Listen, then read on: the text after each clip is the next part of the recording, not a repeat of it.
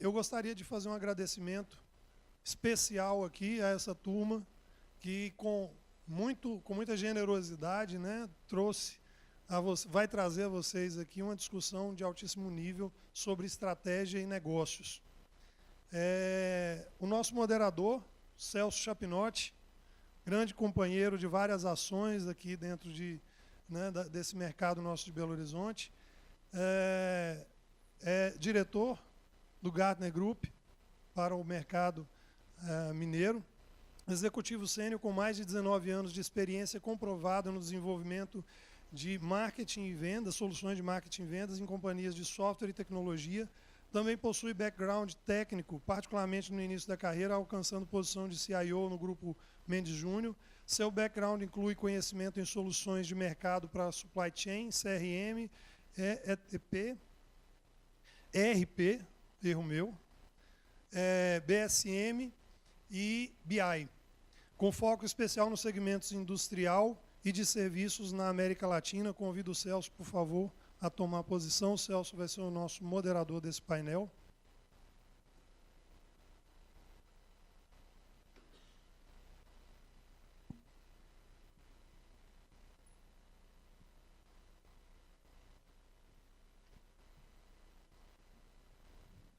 Celso, a quem agradeço muito a generosidade de estar conosco aqui hoje.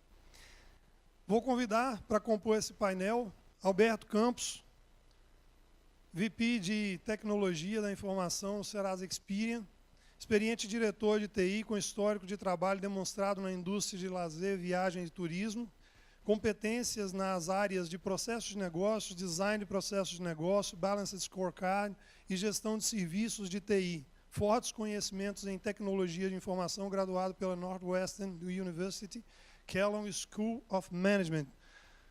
A quem agradeço também muito a presença, depois de uma intensa semana, o final de semana, para compor a mesa, ao nosso painel. E, por fim, convido também, o nome é difícil, mas Marcelo Schuster, da DTI, grande parceiro em várias ações que temos feito, né, é um agilista à frente da DTI Digital, empresa em que atua há mais de 8 anos como criador e provocador de transformações de grandes empresas, não só pelo digital, como também pela cultura e mindset. Reconhecido pela especialidade em integrar metodologias ágeis e design thinking nesse processo. Hoje também é facilitador da famosa escola sueca Hyper Island no Brasil.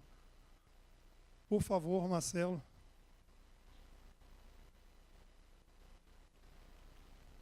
Desejo a vocês uma ótima sessão. Boa noite, gente. Boa noite. Bom, agradecer ao Romeu, agradecer à PUC pelo convite, prazer de estar aqui, agradecer também ao Alberto e Marcelo por estarmos juntos aqui. Bom, o desafio que nos foi dado foi falar um pouco sobre estratégia e analítico e esse ambiente, principalmente do analítico avançado, e sobre a ótica e a visão não tão técnica, mas também principalmente de negócios, né? Claro que não dá para desvincular uma coisa da outra, mas sob a ótica principalmente de negócios e das organizações, das corporações, de como o mercado vem preparado. Antes de mais nada, queria, como eu fui citado 2 vezes nas 2 apresentações anteriores, eu tenho direito à réplica, né? É assim o bom debate, né? Primeiro, agradecer aos players pela citação ao Gartner, não estava esperando tanto. E segundo, como eu estou presente, eu sou obrigado a representar o Gartner, o quadrante mágico não deve ser feito para escolher apenas os líderes. Não significa que os líderes são os melhores e se adaptam a todos, com direito à verdade e ao que representa o quadrante mágico. Consultem sempre os detalhes do quadrante mágico e os critical capabilities, que mostram as capacidades críticas que cada organização, que tem sua cultura própria, suas limitações próprias, precisam de ferramentas como essa. Claro, os 2 apresentados aqui são soluções fabulosas e líderes de mercado. fazendo esse parênteses e essa réplica, porque fui citado e agradecendo a citação, eu vou começar dizendo que, aliás, não citaram no meu currículo, né? Eu sou bacharel em matemática, pós-graduado em estatística aplicada, sou um estatístico de formação, na época em que o estatístico de formação só tinha um objetivo de trabalho, que era para ser funcionário público e fazer concurso no IBGE ou em alguma instituição de estatística. O Brasil, durante anos e décadas, por razões aqui que muitos aqui sabem detalhes, desprezou o analítico, o estatístico, como fonte de informação e técnica de gestão para tomada de decisão, por razões diversas. Nos últimos anos é que a gente vem aprimorando isso. E é interessante no estudo, numa reportagem da Exame, quem conseguir acessar, maio de 2017, a Exame fez um trabalho mostrando sobre a melhor profissão nos Estados Unidos no ano de 2016. A reportagem foi em maio de 2017, foi editada. E a capa dizia: a melhor profissão nos Estados Unidos no ano passado e a que vai explodir ou estourar nos próximos anos. Alguém adivinha qual é? Estatístico.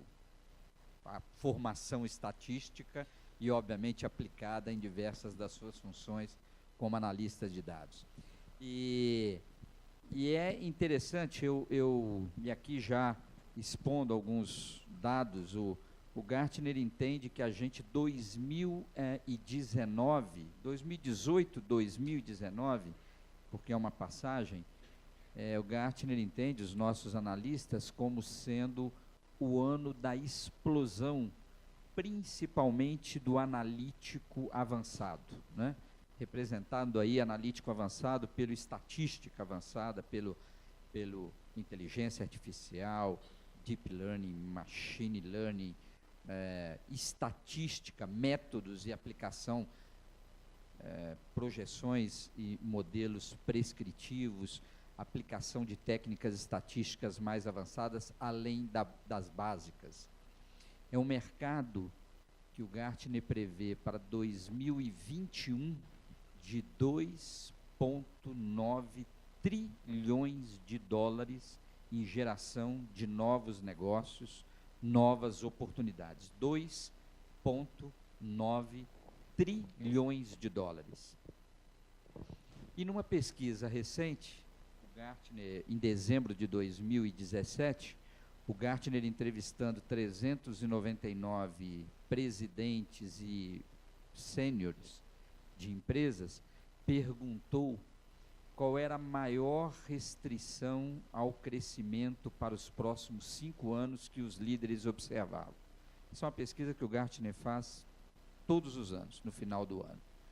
Pela primeira vez, em dezembro de 2017, Alberto sabe disso, o Marcelo também, pela primeira vez,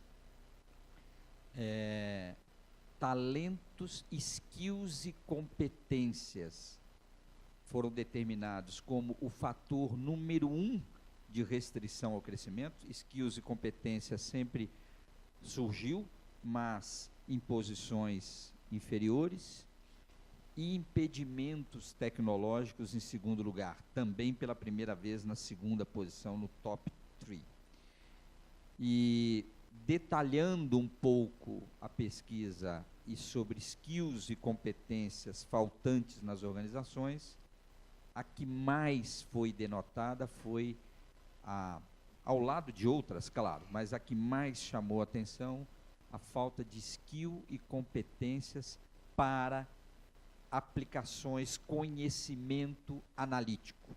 Aí conhecimento e recursos analíticos, não apenas o conhecimento, bagagem, formação, mas também plataformas, domínios de tecnologia, mas de técnicas e métodos estatísticos avançados. Eu, nas minhas palestras e tal, sempre pergunto assim, quantos estatísticos, não é gente que tem conhecimento estatístico lá da cadeira de economia, da engenharia, da administração, que nós sabemos que tem as disciplinas, mas estatístico, que domina modelos estatísticos e técnicas estatísticas avançadas, vocês têm nas suas empresas? Eu faço essa pergunta aos boards de empresas, aos líderes das áreas de tecnologia e, eventualmente, em empresas como um todo. E é incrível como a cada 100, 2, 3 levantam a mão.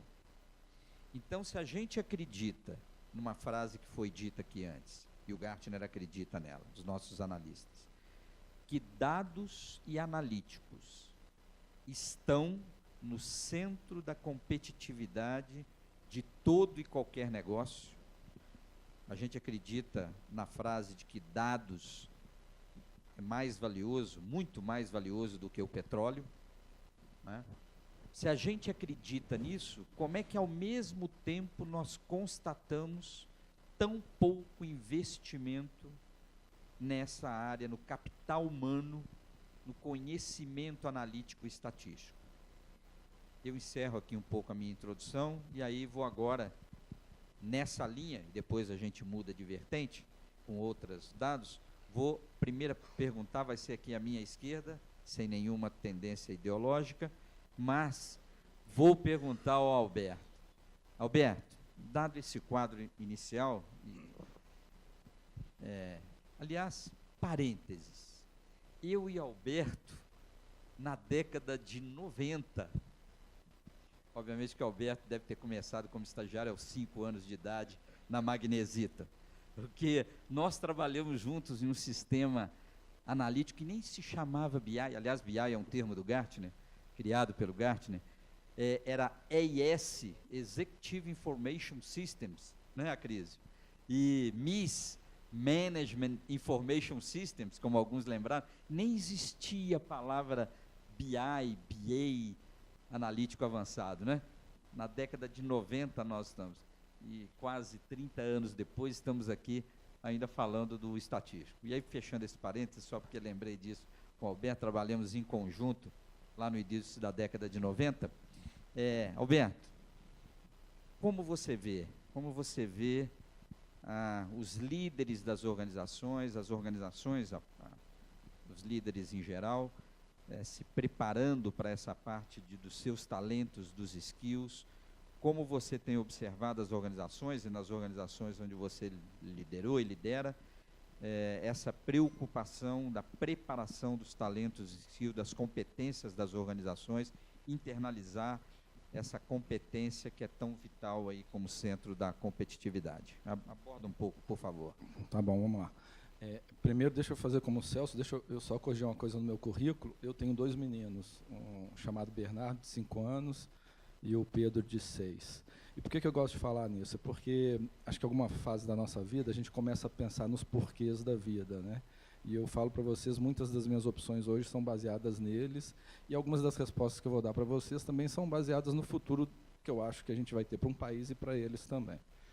A segunda coisa é que foi em 93 que a gente trabalhou junto, né? E confesso que a primeira vez eu falei assim, o que esse cara está trazendo aqui de novo, um monte de figurinha? E depois eu fui entender o que era o software. Era um software que naquela época ajudou a gente a vender mais, entendendo um pouco mais a abordagem. Outra coisa que eu queria aproveitar do Celso quantos estatísticos a gente tem aqui? Levanta a mão quem é estatístico. Aqui é um público diferente, tá? Levanta bem a mão, por favor, só para eu ver. Podemos falar que a gente tem uns 15%? Talvez entre 15% a 20%. É muito diferente da população geral, né?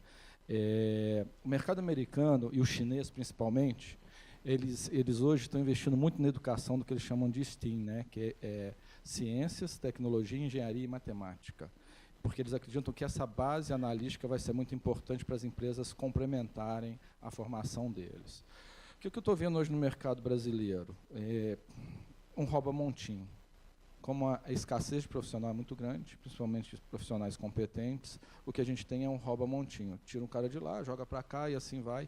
A profissão está ficando mais cara. E aí, como no primeiro nível você não consegue mais mexer, você vai para o segundo ou para o terceiro nível. E aí eu acho que o Brasil está perdendo muito a qualidade de ensino na área de estatística aplicada. E a gente vê nas equipes, né? Por outro lado, algumas empresas, eu trabalho na Serasa Experian, a gente aqui no Brasil, a gente deve ter mais ou menos uns 300 estatísticos. E para a gente é importante, a gente vende dados, a gente vende análise, a gente vende uma série de coisas. Mas, cada vez mais, a empresa está tendo que complementar a formação das pessoas. E acreditem ou não, quando a gente pega a gente júnior, você não está complementando só com estatística avançada. Você está tendo que complementar com conceitos básicos, muito básicos, o que é ruim para a gente como país e para o futuro, né? E aí eu volto no começo da minha conversa com vocês. Uma das coisas, eu já sei que eu vou encher o saco dos meus filhos, é que eles têm que estudar um pouco mais de matemática, seja um Kumon, seja alguma outra coisa, para o futuro profissional. E ele pode querer ser filósofo, o que ele quiser ser, mas ele vai ter que dar uma passada por essa disciplina, essa matéria, pelo menos na parte básica. E olha que ele tem 2 pais que são, né, eu sou físico, sou matemático, então eu vou encher o saco deles. Mas não é só porque encher o saco, é porque eu acredito muito que o conceito, que a lógica de construção que a gente vai ter daqui para frente, ela está altamente relacionada. Posso dar um exemplo para vocês? Você pega hoje um filósofo que vai estudar, vamos pensar um sociólogo que vai estudar eleições no país. Ele vai ter que olhar um monte de coisa estatística, ele não pode receber só resultado de pesquisa, ele vai ter que fazer conclusões, algumas coisas, e ele vai precisar de uma base analítica e matemática, né? Então, eu acho que a gente está carente, a gente precisa de cuidar disso, as empresas vão ter que voltar alguns anos atrás e começar a formar essas pessoas, e existe um movimento, um outro detalhe que eu vou dar para vocês.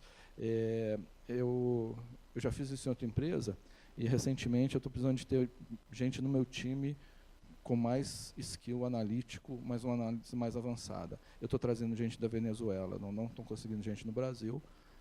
Acho que tem um cunho social, mas também estou conseguindo muito engenheiro bom na Venezuela vindo trabalhar para a gente, porque quer e porque me traz um resultado bom, né? A gente tinha uma operação na Venezuela, está fechando, e aí eu estou pegando os caras de lá e eles estão vindo trabalhar conosco aqui. Então, de novo, Celso, acho que é uma preocupação das empresas, de todo mundo, para a gente reter bons profissionais nessas áreas, com esses skills. Ok, ver a observação do Alberto, é claro que o setor financeiro, setor serviços financeiros, né, como o Alberto hoje lidera, alguns se tornaram empresa analítica, né? É uma empresa, imagina hoje uma empresa de seguro sem o analítico avançado, estatística avançada, ou mesmo hoje concessão de crédito, análise de crédito, risco de crédito, que tradicionalmente foram os modelos estatísticos mais avançados utilizados aí na aplicação de negócio. Mas o que a gente tem percebido é que as demais áreas não vêm lançando mão disso, né? Não vêm lançando mão, e é isso que tem que estimular.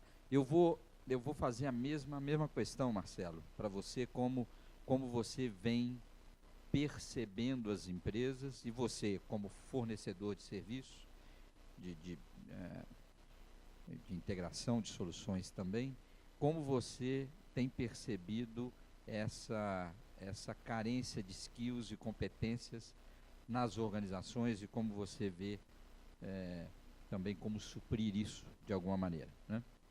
Então, boa noite a todos. Eu diria que assim, a gente não precisa nem chegar em analytics ou machine learning ou nada avançado para já ter essa carência. Então a situação é bem complicada mesmo, né? Eu na DT tive a oportunidade de observar, o mercado mineiro é bastante conservador. Então as coisas aqui demoram para acontecer um pouquinho mais. Só que nesse momento a gente vê uma demanda gigante das empresas por transformação digital. E essa analogia, esse exemplo que o Alberto deu do rouba montinho é uma verdade. Então hoje em dia você tem uma disputa muito grande para o profissional de TI. Eu também tenho 3 filhos e todos vão trabalhar com TI, porque se continuar desse jeito, emprego vai ter para eles garantidamente. Mas o que eu vejo é que uma mudança que vai ter, que eu acredito que cada vez mais vai depender de cada profissional se capacitar. Sabe, eu acho que é uma coisa que a gente na DTI tenta dar o máximo de condições para cada profissional se capacitar. A gente tem chapters que são capítulos, né, que promovem conhecimentos cross. Você vai ter um chapter vai ter um de data science, vai ter um de Angular, de front-end, etc. Então você tem todo um estímulo para capacitação, mas o que a gente percebe cada vez mais é que com o mercado tão dinâmico e tanto conhecimento sendo gerado toda hora, tanta tecnologia nova, é cada vez mais na mão de cada profissional ser responsável pela carreira dele, pelo futuro dele. Então, e com esse tanto de plataforma que existe hoje de capacitação, você tem, né, o tanto de curso que você tem de opção para fazer, eu acho que está bem na mão de cada um. Mas é um problema bem sério. E como eu disse, o que a gente tenta fazer na empresa é ter um ambiente de muita capacitação e tentar convencer o próprio mercado de que ele tem que aceitar essa captação de cada profissional. O mercado se habituou muito a comprar body shop, sabe? E aí já quer pegar um profissional com um determinado currículo e não confiar numa empresa que pode garantir que aquele profissional esteja capacitado e que tem uma equipe junto com ele que garanta aquela entrega. Entendeu? E aí fica atrás de requisitos muito específicos e às vezes não dá nem espaço para surgimento dos novos profissionais, porque fica querendo um perfil X, justamente por estar acostumado a contratar mão de obra e não contratar resultado. E aí, ainda, então agora nessa linha, constatando aí que, de fato, bom, carência de mão de obra, está claro, de boa mão de obra mais ainda. Mas aí vem uma pergunta, se a gente percebe, e as nossas pesquisas confirmam isso que vocês dois relataram, a carência de skills e competências nessa área em específico com mais ênfase. A pergunta é, onde a academia, onde a escola, as escolas estão, a academia, elas estão preparando profissionais que estejam com a formação e com o nível adequado às necessidades das empresas? Aí entrando um pouquinho, obviamente não de maneira geral, não aqui atuando a pergunta mais voltada para a parte analítica, parte estatística, conhecimento e domínio de técnicas, métodos e ferramental e conhecimento de modelos de negócios e da analítico aplicada a modelos de negócio, em que academias, escolas, o que elas estão ofertando? O que vocês estão percebendo? Está apropriado? Não está apropriado? Está completamente defasado? Precisa melhorar? Qual é o ângulo de observação de vocês enquanto necessitados, ou seja, quanto necessitados desta mão de obra?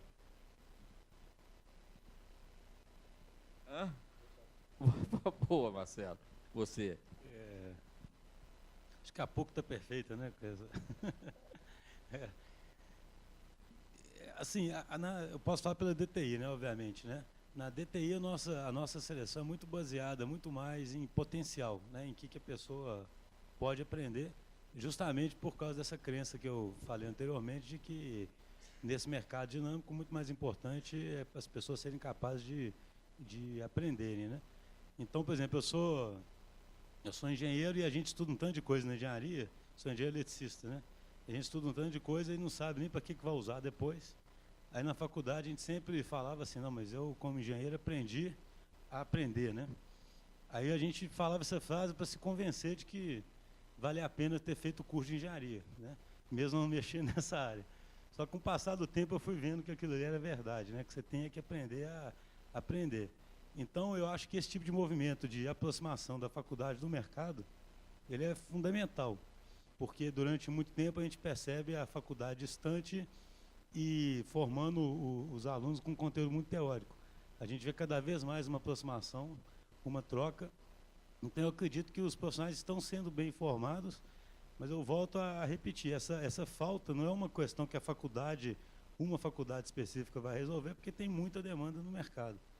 E a capacitação é impossível que uma faculdade consiga dar capacitação completa para um profissional pela gama de skills que ele vai ter que ter e a quantidade de coisa que muda no dia a dia. Então você tem que formar uma base conceitual sólida e imaginar que cada profissional depois vai se desenvolvendo e continuando essa capacitação a vida inteira. Bom, com todo respeito, eu acho que as escolas não estão ensinando para o profissional do futuro. Esse modelo da gente estar sentado aqui explicando para vocês é um modelo de mais de 60, 80 anos. É um modelo que eu paro e começo a falar com vocês, e muitos de vocês aí sabem mais do tema do que eu, e não existe a troca, que é o que eu acho que é mais relevante, né? Então, assim, o sistema finlandês de ensino hoje, acho que é um sistema, Romeu, me desculpa a sinceridade, mas acho que é um sistema bem legal. Voltando nos meus filhos, o que eu fico pensando que meus filhos têm que aprender? Eles têm que aprender gincana. Por que gincana? Porque eles vão interagir com um monte de gente, eles vão trabalhar coisas diferentes, eles vão ter criatividade. Alguns momentos eles vão liderar, outros eles vão ser liderados. Aí a gente fala de liderança situacional. Acho que também eles têm que fazer alguma coisa que os desafie no potencial. Então, concordo muito com o Schuster, né? Aprender talvez o que a gente está falando hoje de soft skill, um dos mais importantes, aprender, aprender e reaprender. A gente possivelmente vai ter mais de 2 carreiras daqui a 10 anos. Eu, por exemplo, vou voltar para a minha primeira carreira. Eu sou professor, por isso eu falo com muita tranquilidade com vocês, me considero professor, volto a dar aula de física daqui a pouco, gosto, mas não vou dar aula de física do jeito que eu aprendi. Vou dar aula de física, tipo, vocês lembram da Amigos da Escola? Alguém lembra desse programa? O programa do governo passado? Então, Amigo da Escola era legal porque a gente ia lá no final de semana e ia explicar algumas coisas para o pessoal e os meninos iam perguntar para a gente aquilo. E eu gostava muito porque eu interagia com eles ensinando física aplicada. Então, eu fazia um monte de laboratóriozinho para explicar uma equação e não ficava naquela decoreba, né? Então, de novo, acho que a gente ter essa proximidade da escola, como vocês estão fazendo aqui conosco, é interessante. Mas, por último, gente, está constatado uma coisa chamada método 70-20-10. Vocês já ouviram falar nisso? Estudo, não sei quem, fala que você aprende 70% das vezes fazendo, 20% com os outros e 10% sentado na sala de aula tradicional. Se a gente só tem 10%, então a sentada na sala de aula tradicional, ela não é o que você aprende mais. E é fácil você ver isso, as pessoas, né, eu tenho gente que trabalhou comigo aqui, eles morrem de rir quando eu falo isso. Eu falo assim, você quer aprender tal coisa? Começa a mexer. Depois que você estiver mexendo muito, eu vou te dar o curso. Por quê? Porque a pessoa vai mexer, ela vai ter curiosidade, dúvida. Quando ela chega no curso, ela vai ter coisas para perguntar, ela interage muito mais com o professor, ela às vezes até contribui com o professor com alguma coisa. Agora, eu penso uma pessoa totalmente verde vai vir aqui aprender sobre analytics.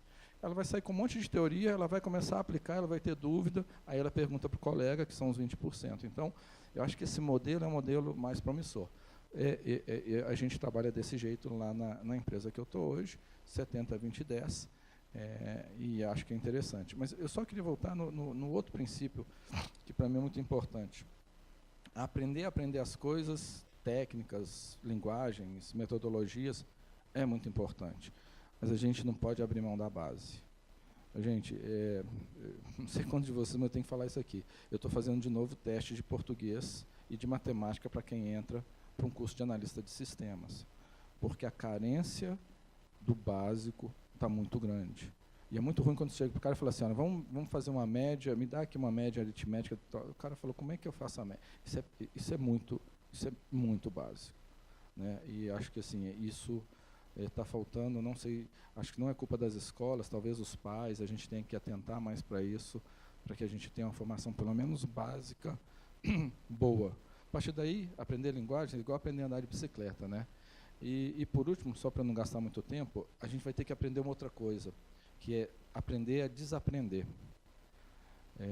Às vezes a gente vai numa linha e você vai ter que desaprender aquela linha para pegar outra. Eu falo isso com vocês de cadeira, hoje, no auge dos meus quase 50, eu estou aprendendo para caramba. Eu fui para outra empresa porque eu queria aprender. E hoje o que eu estou mais satisfeito é que eu estou aprendendo muito sobre um monte de coisa com um monte de gente no modelo de interação melhor.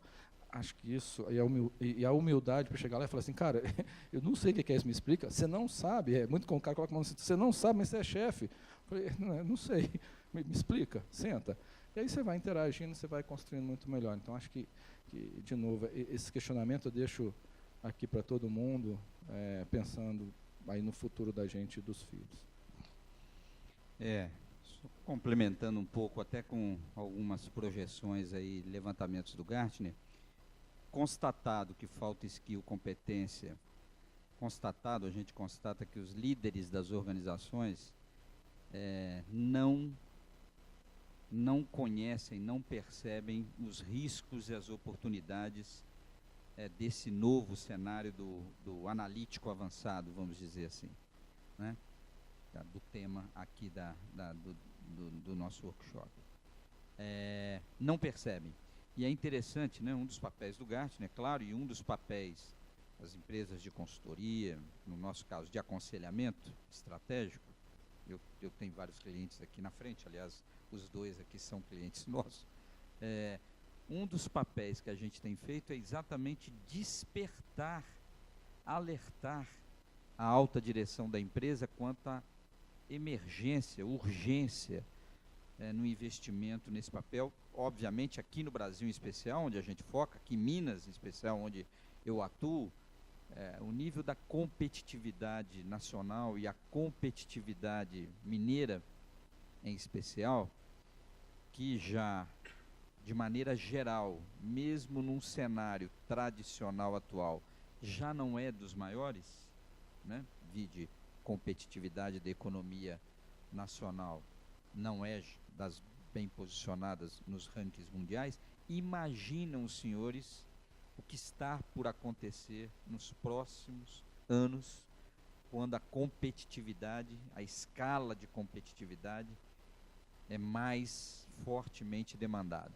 Então, um dos papéis é alertar. E aqui eu vou repetir uma frase que você ouviu junto comigo lá em Orlando, num dos simpósios do Gartner, do presidente, ex-presidente da GE Mundial, sucessor de Jack Welch, o Jeffrey Immelt, e que ele perguntado: o que você diria para uma plateia do que esses profissionais de tecnologia, líderes, tanto de tecnologia quanto de negócio, 14 mil pessoas, não no salão, o salão tinha 8 mil pessoas, mas no evento 15 mil pessoas, o que você recomendaria para estes gestores fazerem em relação aos presidentes das suas organizações?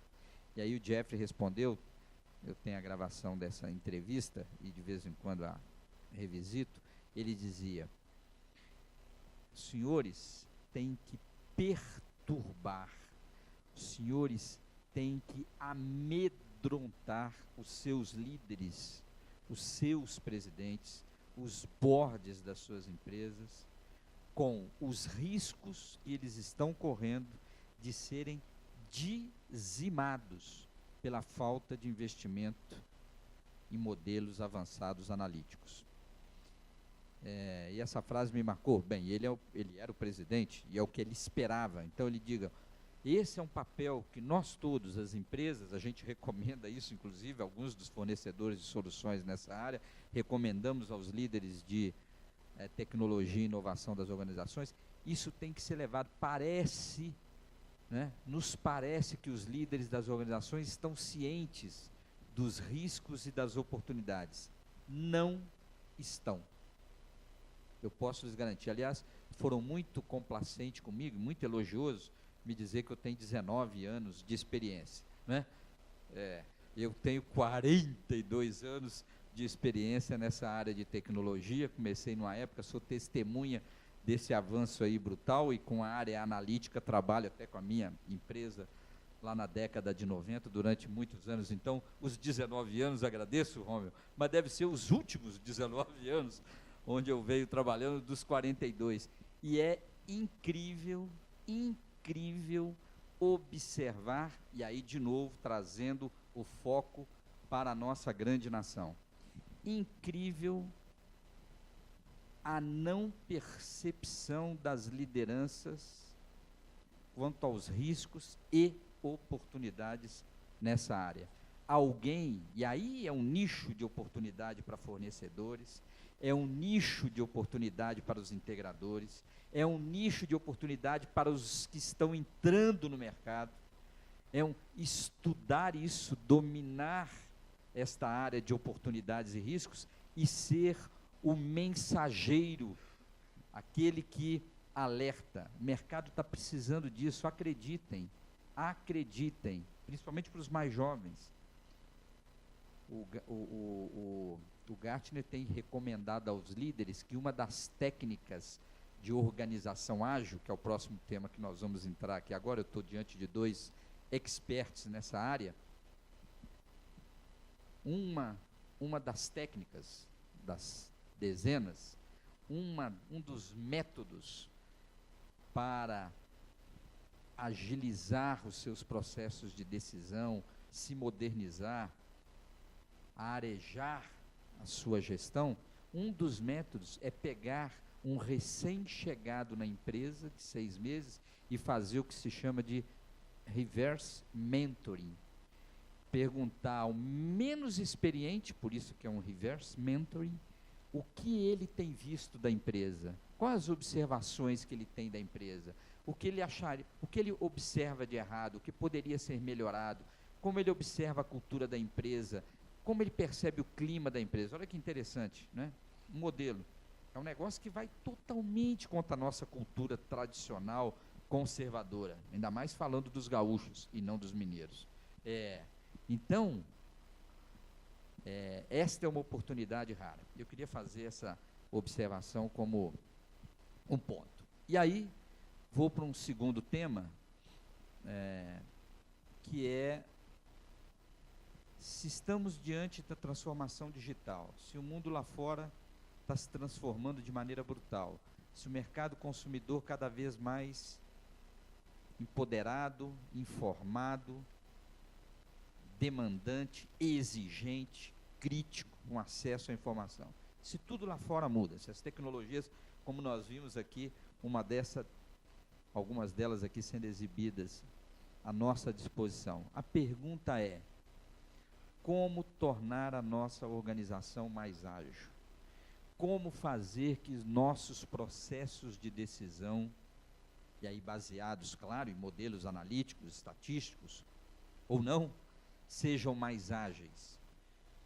Os modelos tradicionais de decisão, de gestão, de liderança, de condução, não podem ser os mesmos nesse processo de transformação digital. Então, a pergunta que eu faço aqui, vou começar com o Alberto, é: como avançar para uma organização mais ágil nesse sentido?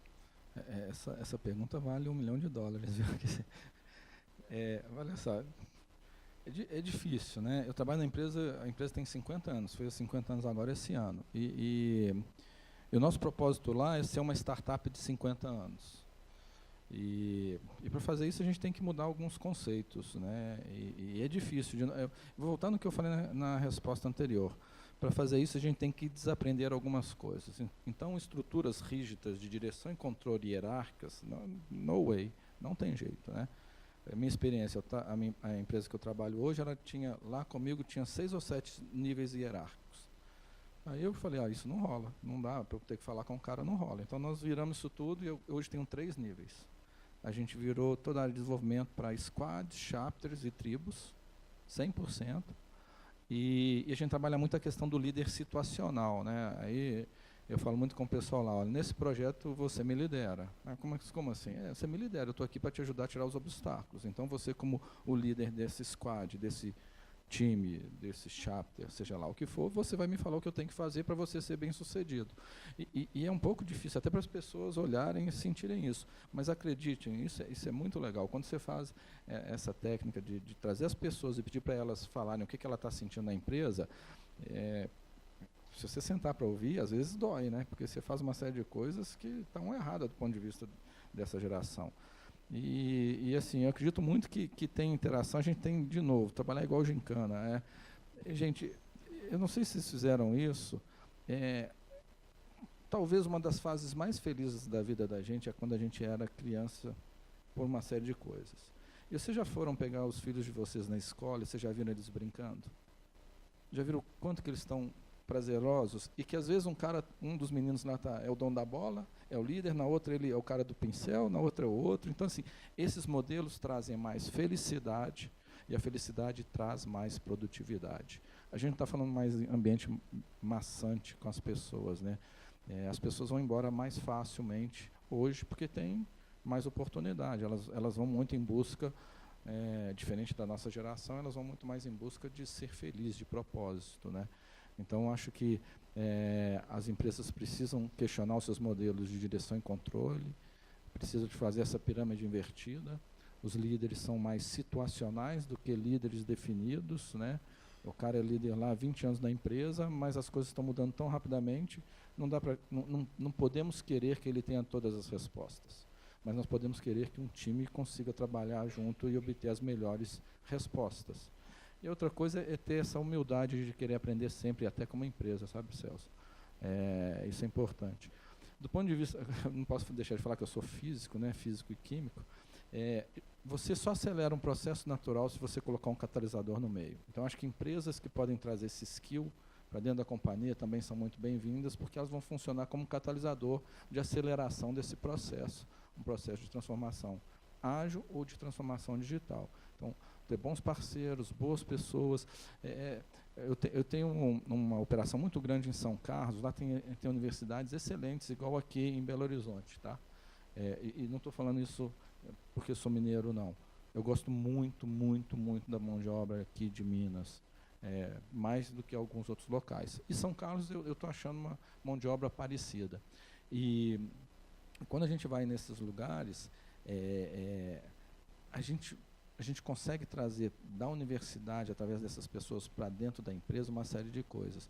Eu acabei de contratar, nós temos aí estamos fazendo um protótipo de startup de blockchain, e a gente fez um hackathon há um mês atrás, e aí o líder que ganhou o hackathon, eu contratei ele agora. A menina falou assim, mas por que eu estou vindo? Eu falei, porque a gente gostou do jeito que você falou. Ele falou, mas eu não sou o melhor. Eu não conheço profundamente disso. Eu falei, não, mas você fez as suas colocações e principalmente as suas perguntas que me fizeram escolher por vocês. E aí eu lembro, para finalizar, né, o canal Cultura fala, não são as respostas que movem o mundo, e sim as perguntas. E eu estou trazendo um menino porque ele pergunta pra caramba, incomoda o pessoal, tira o chefe da zona de conforto, e isso foi muito legal. É isso que a gente quer gente que possa contribuir. Celso, só para falar a última coisa, eu acho que você é um millennial também. Só que eu e você somos um senior millennial, pode ficar tranquilo, tá? Por isso você tem 19 anos. Obrigado, eu pensei que você tinha mudado a nossa base para hexadecimal e não decimal. Então, Marcelo, a mesma pergunta agora, claro, é sobre a ótica de como você vem percebendo, né?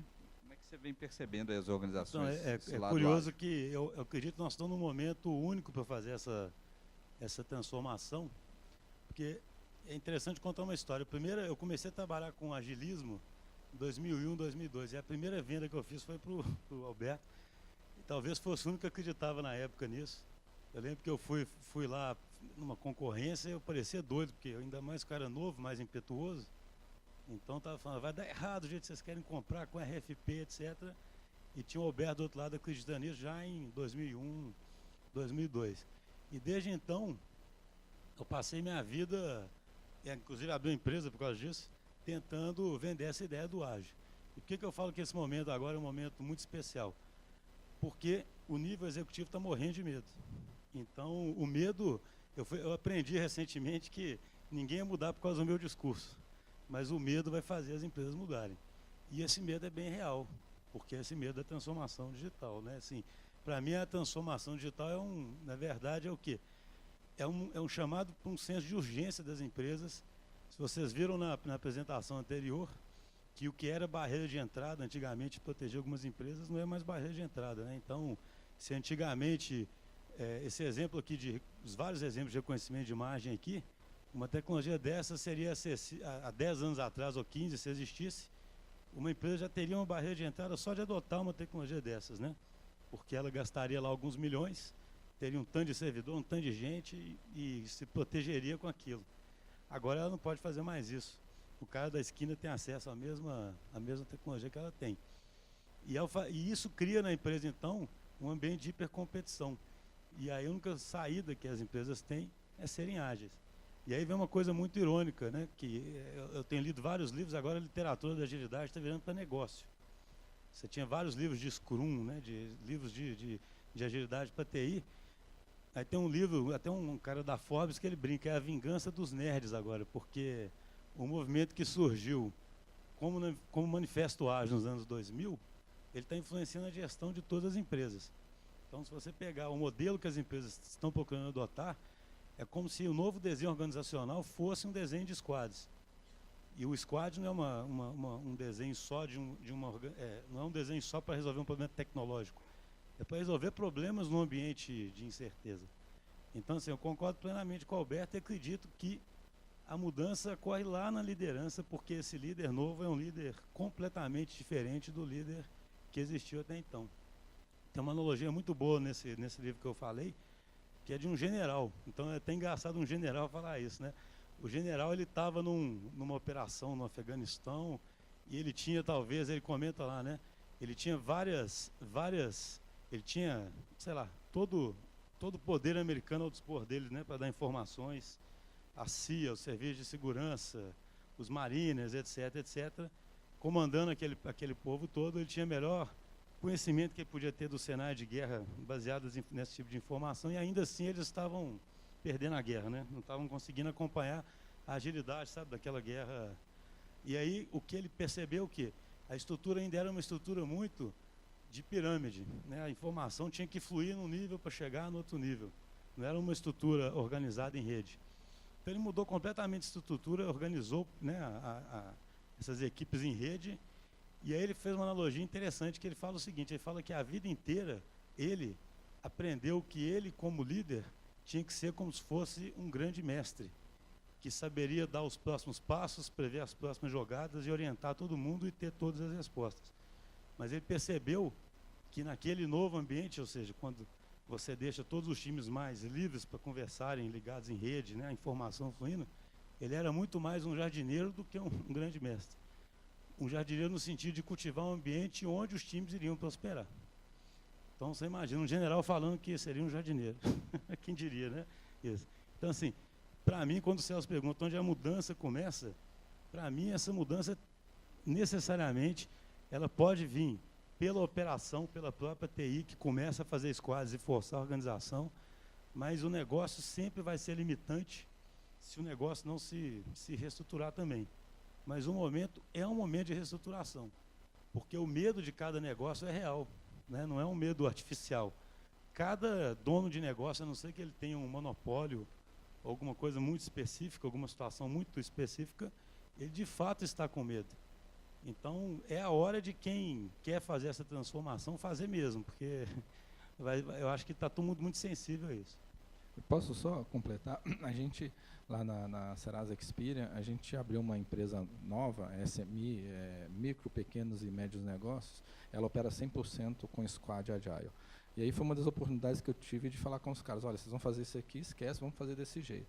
O negócio deu tão certo, que aí a gente recentemente estava lá fora, e aí o líder dessa BU, unidade de negócio, ele foi apresentou esse modelo, apresentou os resultados. Aí os ingleses, tinha que ser os ingleses, né? Chega lá, mas a gente demorou 6 anos para fazer isso, os seus números estão certos, né? Todo para falar. E aí pegou e falou assim: então, e eu vou chamar os meninos para apresentar. Aí chamou os meninos para apresentar, e aí um menino lá de 23, 24 anos chegou lá, e ele começou assim: seus números não estão certos com o inglês, como não? 18 anos nessa indústria. Aí ele falou assim: não, porque você faz análise desse jeito, e provou para ele que os números dele estavam errados. Aí no frigir dos ovos, eles acabaram falando o seguinte: a gente gostaria de fazer isso diferente, né? Qual que é a escola que a gente pode mandar alguém estudar para fazer isso? E todo mundo ficou calado, porque ninguém sabe qual que é a escola, né? E acho que é interessante isso que você falou. Aí eu queria perguntar para o Celso: Celso, do ponto de vista do Gartner, quando a gente olha para o futuro, esses modelos ágeis que a gente está falando, as empresas trabalhando analytics, como é que é o futuro? Se você tivesse que falar aqui para o pessoal que está, o que você estudaria, o que você faria, qual empresa que você abriria no futuro? Você que é do Gartner, passa isso aí para a gente. Estou precisando de aposentar, então me dá a dica. Aqui quem pergunta sou eu. Essa não estava no script. Mas Comando controle, né? Não, mas é interessante, né? Interessante. Aliás, aqui vai uma história do passado para poder responder para o futuro, né? Eu tenho 3 sobrinhos, Flávia, Rodrigo e William, e os 3, na época de formação, escolha de vestibular, e na época Flávia e o Rodrigo já cursando engenharia, me perguntaram, sempre acreditaram lá em mim, mais do que alguns clientes, me perguntaram, tio, se você me recomendar o que eu deveria fazer de profissão, numa época que o mercado não era tão assim demandante, e eu me lembro agora aqui, né, ouvindo aqui o Alberto e Marcelo falando, eu me lembro, vocês vão fazer um extracurricular de estatística, um extracurricular, um ano e meio, talvez dê para fazer 2 extras curriculares, vão dominar umas 3 ferramentas básicas de estatística, dentre elas o Guide, o Guide Statgraphics, na época eu trabalhava com uma delas, e eu duvido que vocês vão procurar emprego na sua vida, duvido. Eu lembro dessa frase que eu falei para eles, eram jovens de 18, 19, 20 anos, sei lá, à época, né? 2 deles seguiram o que eu fiz, e obviamente deu no que deu, né? Alguns dos grandes fornecedores aí, todos os anos tentam E o terceiro, tirar... o que aconteceu com o terceiro? O terceiro, pois é, o terceiro...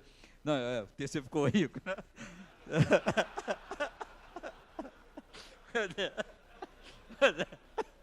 O Alberto que respondeu. Mas não, os outros 2 estão bem. E interessante, para frente é isso. Aliás, recomendo, eu não poderia deixar antes de ir respondendo já um pouquinho a pergunta do Alberto, o Gartner tem recomendado o seguinte: as empresas têm que se debruçar e definir a urgência digital e a ambição digital como base para a estratégia digital.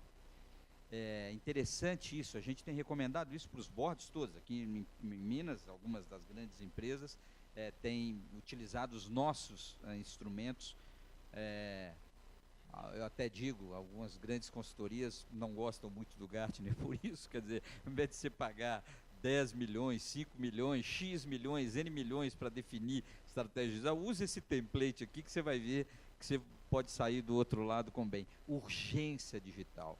E a urgência digital é no seu ramo, no seu setor, como está o odômetro, a velocidade da transformação digital dos seus players, do seu mercado e de mercados que ainda você nem vislumbra que podem ser seus competidores, né? Porque muitas vezes a competição agora não vem do nosso próprio mercado e os competidores tradicionais, os players tradicionais.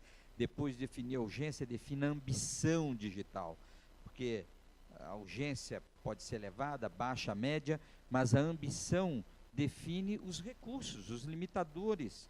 Que recursos, que limitadores, que restrições, que características eu tenho? Não adianta nada eu ter uma ambição alta demais, não ter o recurso. Eu vou ter que definir esta ambição com base também em recursos frente à análise da urgência. E aí definir estratégia digital. Muitas das empresas, ainda são poucas, muitas das empresas que são aconselhadas por nós estão adotando esse caminho e percorrendo esse caminho do organização ágil e se preparando para essa transformação digital. E não tenham dúvidas que é analítico, dado é o grande diferencial. Quem duvida disso está fadado ao insucesso. Gartner tem uma outra previsão. 2018, aqui vai um apoio para os jovens que estão se inserindo no mercado agora, para as startups, para as empresas jovens. Olha o número do Gartner. O Gartner é ruim na assertividade. Erra algumas coisas, claro, mas a assertividade média é elevada. Olha o número.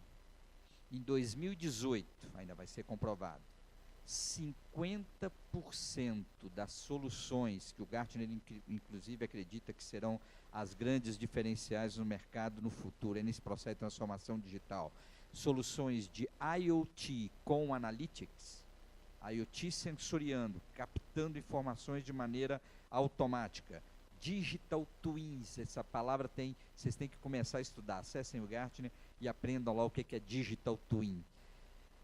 IoT com analítico avançado dentro, analisando as informações coletadas e agindo e retornando, via automática, via robô ou via tal, 50% dessas soluções do mercado, que ainda é incipiente nessa área, cara, virão de empresas com menos de 3 anos de idade.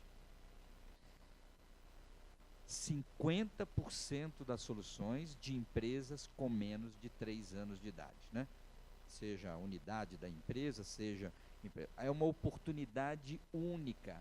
Tem muito fornecedor bem estabelecido. Eu que vim da IBM, vocês imaginam, né? Uma empresa extremamente conservadora à época, na década de 70.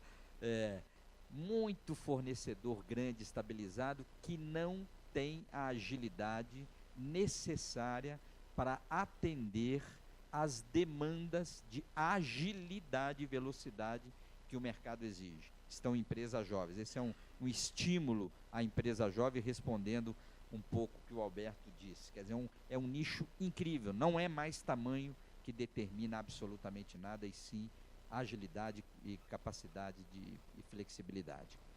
E para encerrar, eu queria repetir uma frase do presidente da Accenture, avalizada pelos analistas do Gartner, de novo agora, essa foi no keynote speaker do último simpósio nosso de outubro em Orlando também. 50 digital, transformação digital, revolução digital, foi a responsável por mais de 50% das empresas da Fortune 500 terem desaparecido. Vou repetir. Mais de 50% das empresas, desde 2000, desculpa, esqueci de completar o tempo. Mais de 50% das corporações da Fortune 500, desapareceram desde o ano 2000. Em menos de 2 décadas, 50%.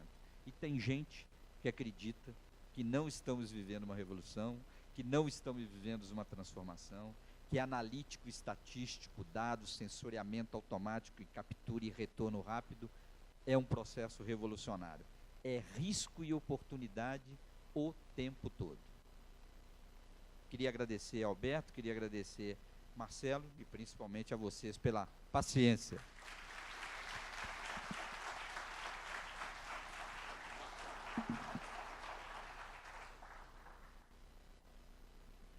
Bom, pessoal, nosso tempo realmente está curto e queria agradecer muito essa reflexão e até fazer uma colocação que, assim, né, num painel de estratégia e negócios, como que a conversa caminhou para o lado da capacitação, do perfil dos profissionais, da carência que existe hoje. Isso, para mim, chamou muita atenção. Então, eu vou abrir para uma pergunta, para que a gente possa fechar isso aqui, né, esse painel, e a gente partir para o nosso painel de fechamento da noite.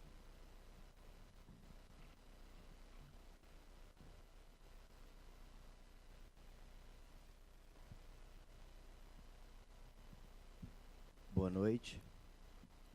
Eu queria aproveitar a oportunidade para perguntar para vocês 2 perguntas em uma.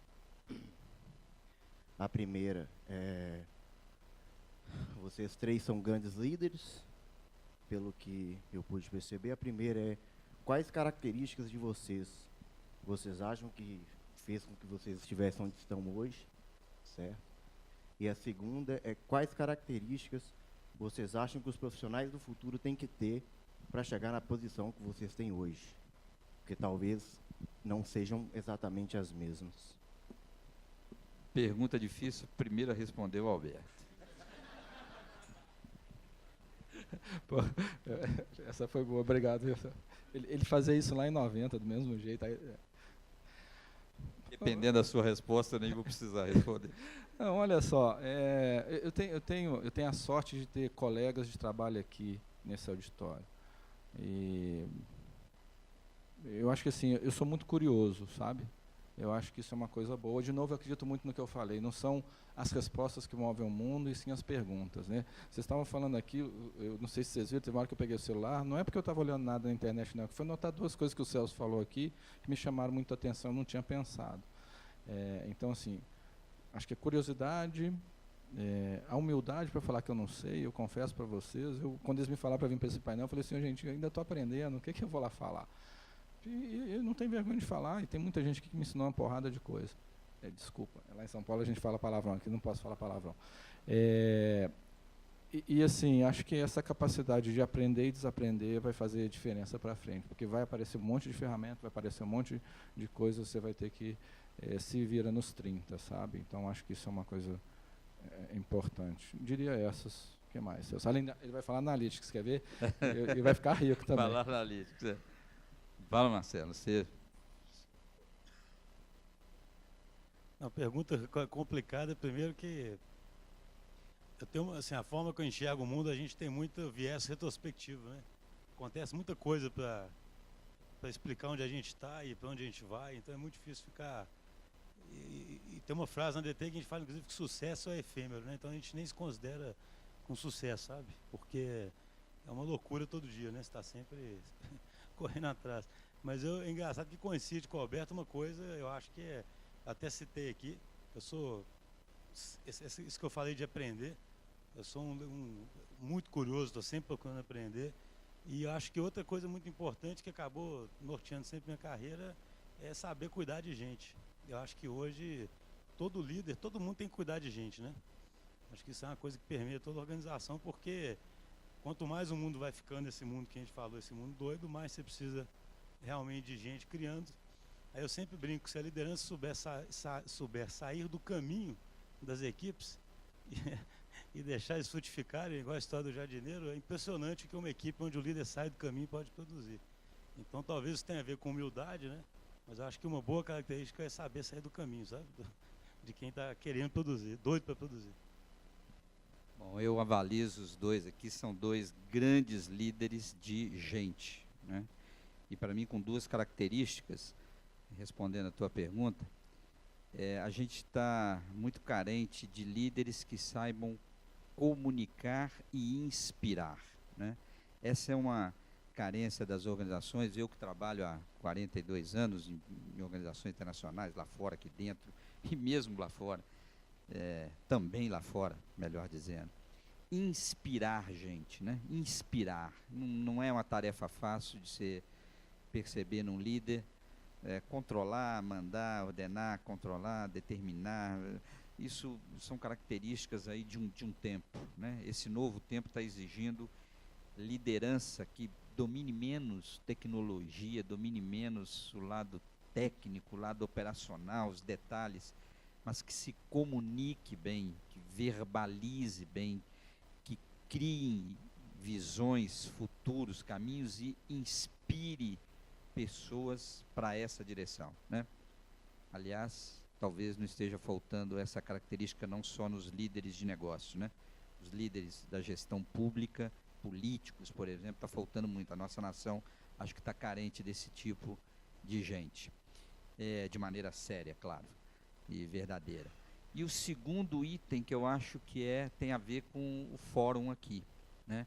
Nós, seres humanos, somos loucos, somos extremamente atenciosos e valorizamos quem chega perto da gente para dizer sobre futuro, sobre o que não sabemos, sobre a visão além do horizonte, sobre a visão além da curva. Isso é que tem valor no mercado. Alguém que chega para contar história de passado tem seu valor. Alguém que conta história do presente tem seu valor. Mas o mercado, num mercado extremamente mutável, dinâmico, competitivo, extremamente competitivo, tem um valor fabuloso aquele que se cuida, que se dedica a ver o que não é percebido, perceber o que não é detectado, antecipar tendências, movimentos. Aliás, talvez não seja à toa do sucesso do Gartner, né? Mas, respondendo a pergunta, talvez seja porque eu esteja no Gartner, né? Com certeza. Este é um valor, invistam nisso, né? invistam em modelos, em técnicas, em práticas, em pesquisas que antecipem. É isso que tem valor nas empresas. Isso vale ouro. E, de novo, os dados, as previsões, as correlações, as regressões nos dizem muito sobre esse futuro que não tão, obviamente, é percebido. Diria isso. Fechamos?